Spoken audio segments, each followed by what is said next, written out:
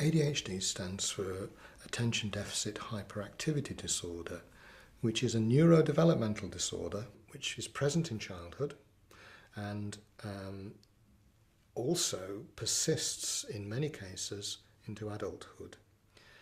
ADHD, by the time it presents in adulthood, often doesn't have much in the way of hyperactivity. The brain matures considerably throughout childhood, and hyperactivity and restlessness is often much less in adulthood. The commonest presenting symptom is actually difficulties with attention, concentration and focus. So in other words, people often present with difficulty concentrating on their studies or at work. A very common symptom is marked procrastination. People with ADHD find it very difficult to start projects and often leave things to the last moment, sometimes missing deadlines for exams or projects at work. It's fair to say that in the UK it's not diagnosed as frequently as particularly in America and Canada. What is clear, however, is that ADHD in its milder form is relatively common in the population, particularly people with mental health problems, and may present in various different ways. It may present with anxiety, lack of confidence. People may be diagnosed as depressed, but quite often standard treatments for depression and anxiety make ADHD worse.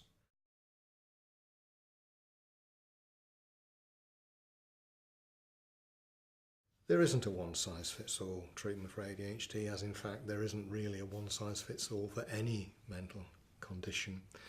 There are two main approaches. People can be treated through psychological means, cognitive behavioural therapy, specialist CBT for ADHD, which can be demonstrated to be effective. The alternative or complementary treatment would be the use of medication. In fact, the medical treatment, the medication treatment for ADHD can be spectacularly successful. And quite often people find that treatment on its own is so effective that they do not wish to go on to have psychological treatments, although some people do. And quite often I would say to somebody, the interview and the questionnaires point to the diagnosis of ADHD. We now need a therapeutic trial of treatment. These are the options. And we look at the various options, and I would usually send the person away with a prescription, if they're happy to do that, having checked that they're physically well, they don't have any cardiac conditions, for example, and would review the person, usually a few weeks later, and assess whether or not they've responded.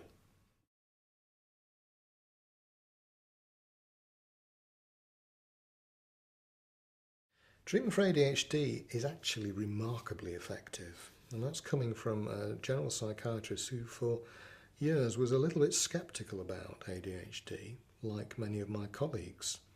It's actually only when you see people being treated and you see the improvements that they make and the rapidity of that improvement that you start to realise that this is a real condition which is eminently treatable. In terms of setting us apart from other services with ADHD, it is more about the rapidity of response. I can respond within a week.